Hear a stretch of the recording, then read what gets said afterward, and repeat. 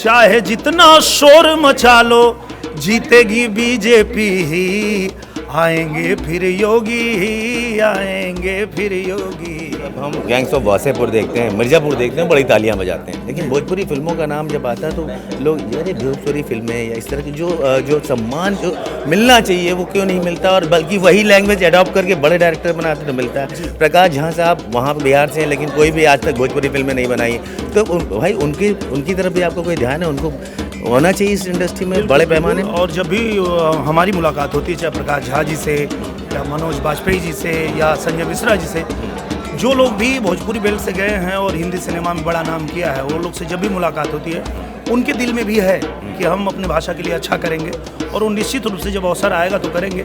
अब ये शुरुआत हुई है जी गंगा के, देखिए मुझे लगता है कि ये जितने भी बड़े नाम हैं वो सब लोग आएंगे।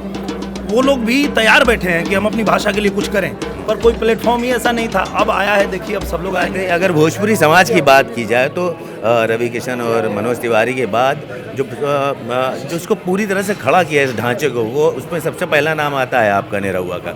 तो जो सम्मान, जो एक इज्जत मिलनी चाहिए सिनेमा को, क्या वो इस पहल के बाद बढ़ जाएगी या उसमें कुछ इजाफा होगा? निश्चित रूप से बढ़ेगी, क्योंकि इस बात का दुख और इस बात का कहीं ना कहीं हर किसी को कचोट ये थी दिल में कि बड़े चैनल्स जो हैं वो भोजपुरी में क्यों नहीं आते। बड़े चैनल्स भोजपुरी में नहीं है, इस वजह से भोजपुरी सिनेमा बड़ा नहीं हो पा रहा है। भोजपुरी की जो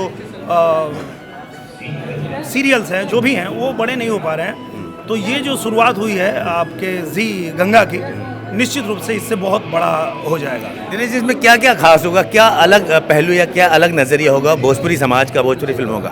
सबसे बड़ी बात तो ये आपन किस्सा आपन बोली और गांव की कहानियां होंगी इसमें। जैसे गांव की प्रधान क्या मिलेगा सम्मान, और परिवार में जो लोग प्यार करते हैं, जो एक दूसरे से जुड़े रहते हैं, ऐसे ऐसे सीरियल भी इस पे आ रहे हैं जिसमें मर जाने के बाद भी वो कैसे बंधन उनका टूटता नहीं है। तो इस तरह से जो कॉन्सेप्ट पे काम हो रहा है। इसके अलावा एक बहुत ही अच्छा नॉन फिक्शन शो भी आएगा इस पे, मेम साहब नंबर 1, जिसमें सर्वगुण संपन्न जो महिलाएं हैं उनको खोजा जाएगा, ढूंढा जाएगा। तो निश्चित रूप से एक बहुत ही अच्छी पहल है। एक चीज़ बताइए दिनेश जी, जब हम गैंग्स ऑफ वासेपुर देखते हैं, मिर्ज़ापुर देखते हैं, बड़ी तालियां बजाते हैं, लेकिन भोजपुरी फिल्मों का नाम जब आता है तो लोग यार ये भोजपुरी फिल्में या इस तरह की जो सम्मान जो मिलना चाहिए वो क्यों नहीं मिलता, और बल्कि वही लैंग्वेज अडॉप्ट करके बड़े डायरेक्टर बनाते तो मिलता है। प्रकाश झा साहब वहाँ पर बिहार से हैं, लेकिन कोई भी आज तक भोजपुरी फिल्में नहीं बनाई, तो भाई उनकी तरफ भी आपको कोई ध्यान है? उनको होना चाहिए इस इंडस्ट्री में बड़े पैमाने में। और जब भी हमारी मुलाकात होती है, चाहे प्रकाश झा जी से या मनोज बाजपेयी जी से या संजय मिश्रा जी से, जो लोग भी भोजपुरी बेल्ट से गए हैं और हिंदी सिनेमा में बड़ा नाम किया है, वो लोग से जब भी मुलाकात होती है, उनके दिल में भी है कि हम अपनी भाषा के लिए अच्छा करेंगे, और वो निश्चित रूप से जब अवसर आएगा तो करेंगे। अब ये शुरुआत हुई है जी गंगा के, देखिए मुझे लगता है कि ये जितने भी बड़े नाम हैं वो सब लोग आएंगे।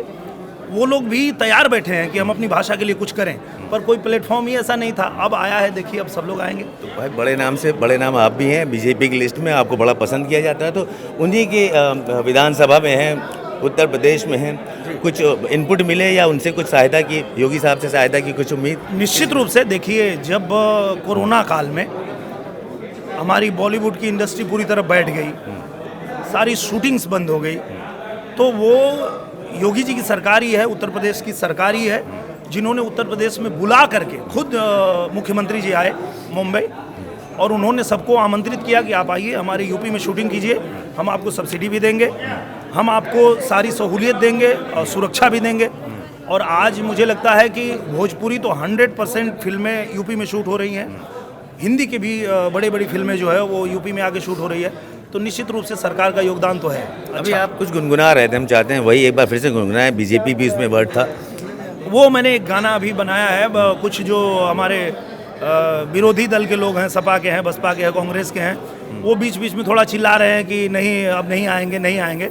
तो मैंने उनको बताया है कि इस बार यूपी में नहीं आएंगे, ये कहने को। हाँ, वो ऐसा कहना चाहते हैं, तो उन लोगों को हमने बताया है, चाहे जितना जोर लगा लो, चाहे जितना शोर मचा लो, जीतेगी बीजेपी ही, आएंगे फिर योगी ही, आएंगे फिर योगी। तो ये तो आपका विश्वास है, अब जनता क्या फैसला लेती है ये आगे आने वाला वक्त तय करेगा। लेकिन अब फिर से हम वापस आ जाते हैं जी गंगा पे। तो जी गंगा का जो प्रवाह है वो भोजपुरी सिनेमा और उसके समाज और उसकी इज्जत को लेकर प्रवाह पूरी तरह से होगा इस बार। पूरी तरह से होगा, क्योंकि देखिए एक तो ये बहुत बड़ा चैनल है, जी मतलब हिंदुस्तान के बड़े चैनल्स में से एक हैं। और जब वो आए हैं और गंगा मैया के नाम से जब उन्होंने शुरुआत की है, और जिस तरह से गंगा मैया अविरल हैं, कभी रुकती नहीं है, कितनी भी संकट, कितनी भी परिस्थितियाँ, विषम परिस्थितियाँ आएँ, तो वैसे ही जी गंगा भी रुकेगा नहीं, लगातार ऐसे ही चलता रहेगा। अपने फैन से क्या कहना चाहेंगे अपने अंदाज में?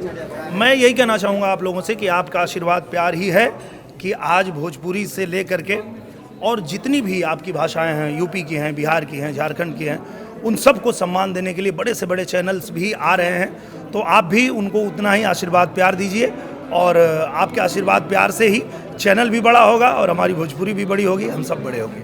हमसे बात करने के लिए बहुत बहुत शुक्रिया। तो ये थे निरहुआ, जिन्होंने एक नए चैनल और एक नए काम का उद्घोष कर दिया है, और इसके साथ ही साथ उन्होंने ये भी बता दिया है कि वो बीजेपी के कितना करीब हैं और इस बार वो किसको सपोर्ट करने वाले हैं। कैमरामैन राजू रविंकर के साथ अनुराग गुप्ता, बनारस ब्यूरो रिपोर्ट।